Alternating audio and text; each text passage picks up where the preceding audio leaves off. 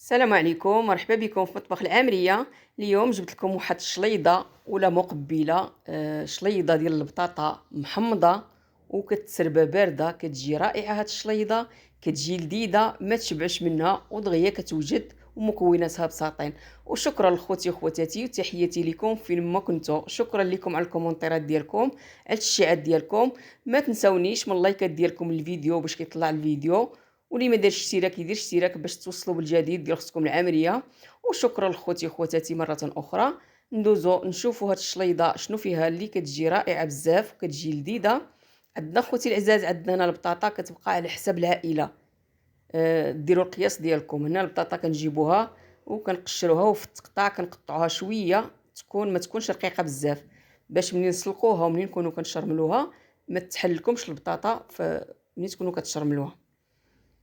هاد الشهيوه هادي تستحق التجربه، راه كتجي لذيذه بزاف. دابا من بعد ما قطعت هاد البطاطا، هانتوما السمك كيفاش قطعتها، القياس اللي خصكم تقطعوها فيه.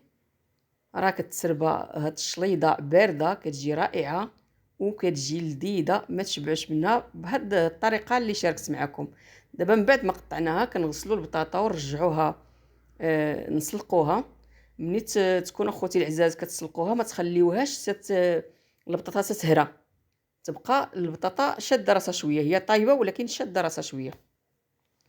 دابا من بعد ما درتها في الكاسرونه باش نرجعها تسلق، كنزيدها انا مليحه، نسلقوها بمليحه باش كتجي لذيذه. وكنديروا لها الماء الكافي فاش تسلق، وكنرجعوها فوق البوطه. كيف ما قلت لكم اخوتي العزاز، هاد الشليضه تستحق التجربه. شليضه بارده، شليضه محمضه، كتجي رائعه وتجي لذيذه.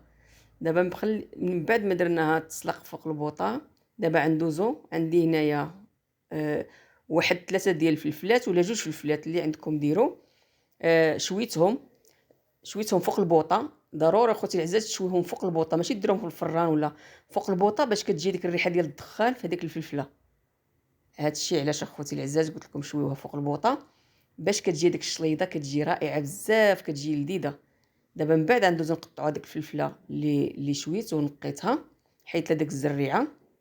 الفلفله ملي كنكونوا كنقطعوها ما كنقطعوهاش حتى هي رقيقه بزاف، شويه بين وبين. صافي من بعد ما قطعت هذيك الفليفله كنحيدها على جنيب. راه كتجي الشليضه كتجي لذيذه لذيذه بزاف. هاد التتبيله اللي درت لها كتخليها كتجي رائعه.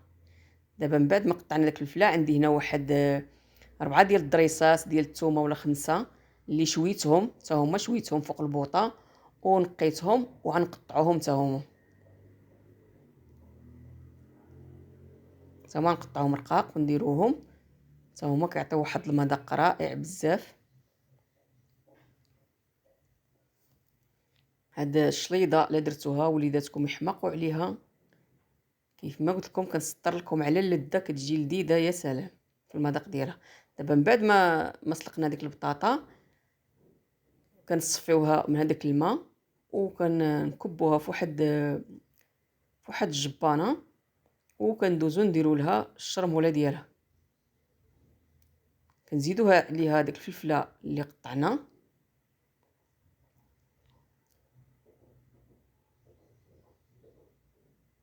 وكنزيد هذيك الثومه حتى هي اللي شوينا وقطعنا.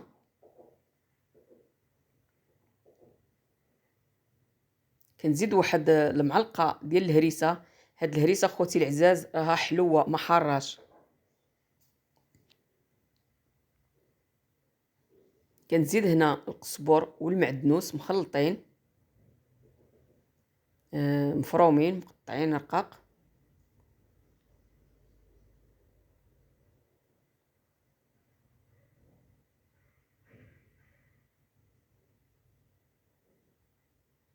كنزيد هنا واحد المعلقه ديال الخل كبيره، اي خل عندكم ديروه، ماشي ضروري ديروا هاد الابيض ولا الاحمر اللي كان. معلقه كبيره ديال الخل. هاد الخل والحامض اللي كنديروا لها هما اللي كيعطيوها المذاق رائع. كتجي هاد الشليضه ولا هاد المقبله كتجي يا سلام. دابا كنعصر عليها واحد نص حامضه، كنزيدها نص حامضه كامله كنعصرها عليها.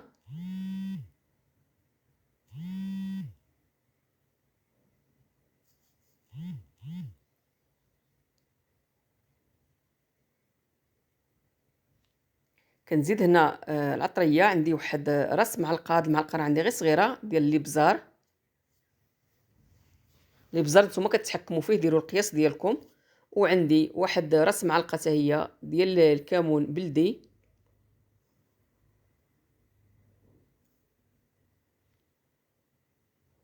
وكنزيد هنا واحد راس معلقه ديال السودانيه بودره الحرور، حتى هو كيبقى على حسب الذوق، ولكن راك اللي كياكل الحرار عفوا اللي كياكل الحار يديرها، راه كتجي لذيذه بزاف. وعندي هنايا شويه ديال الملحه، دقت ديك البطاطا شويه لقيتها ناقصه شويه، خصها الملحه، وزدت شويه د الملح. كنزيد هنا واحد ربيع كاس ديال زيت الزيتون ولا زيت البلديه.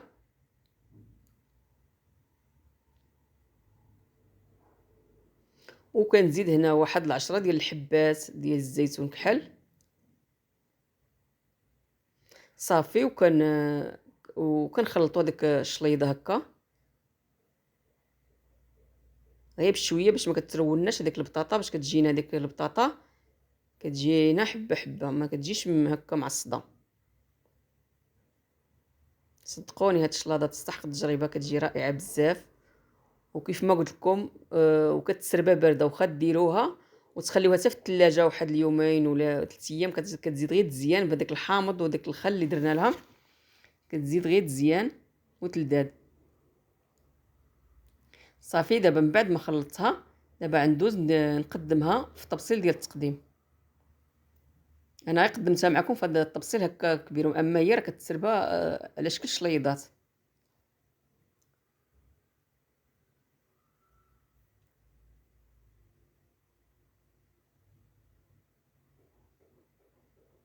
راه كتجي هاد الشليضه محمضه زوينه بزاف.